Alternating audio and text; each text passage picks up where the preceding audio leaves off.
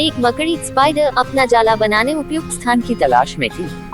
वह चाहती थी कि उसका जाला ऐसे स्थान पर हो जहां ढेर सारे कीड़े मकोड़े और मक्खियां आकर फंसे। इस तरह वह मजे से खाते पीते और आराम करते अपना जीवन बिताना चाहती थी।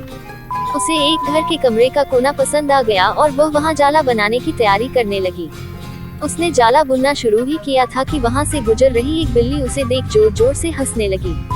मकड़ी ने जब बिल्ली से उसके हंसने का कारण पूछा तो बिल्ली बोली, मैं तुम्हारी बेवकूफी पर हंस रही हूँ। तुम्हें दिखाई नहीं पड़ता कि ये स्थान कितना साफ सुथरा है?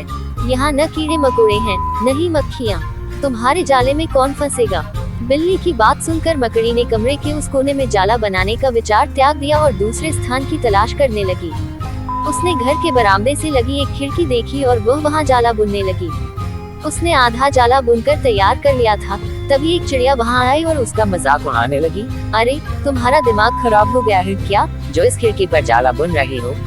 तेज हवा चलेगी और तुम्हारा जाला उड़ जाएगा। मकड़ी को चिड़िया की बात सही लगी। उसने तुरंत खिड़की पर जाला बुनना बंद किया और दूसरा स्थान ढूंढने लगी। ढूंढते ढूंढते उसकी नजर एक पुरानी अलमारी पर पड़ी। उस अलमारी का दरवाजा थोड़ा खुला हुआ था। वह वहाँ जाकर जाला बुनने लगी।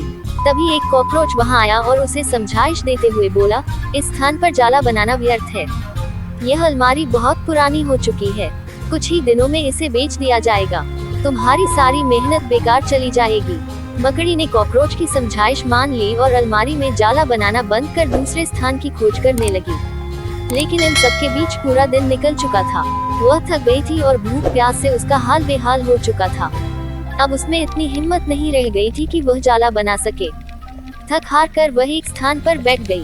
वहीं एक चींटी भी बैठी हुई थी। थकी हारी मकड़ी को देख चींटी बोली, मैं तुम्हें सुबह से देख रही हूँ। तुम जाला बुनना शुरू करती हो और दूसरों की बातों में आकर उसे अधूरा छोड़ देती हो। जो दूसरों की बातों में आता है उसका तुम्हारे जैसा ही हाल होता है। चींटी बात सुनकर मकड़ी को अपनी गलती का एहसास हुआ और वह पछताने लगी। सीख, अक्सर ऐसा होता है कि हम नया काम शुरू करते हैं और नकारात्मक मानसिकता के लोग आकर हमें हतोत्साहित करने लगते हैं। वे भविष्य की परेशानियां और समस्याएं गिनाकर हमारा हौसला तोड़ने की कोशिश करते हैं।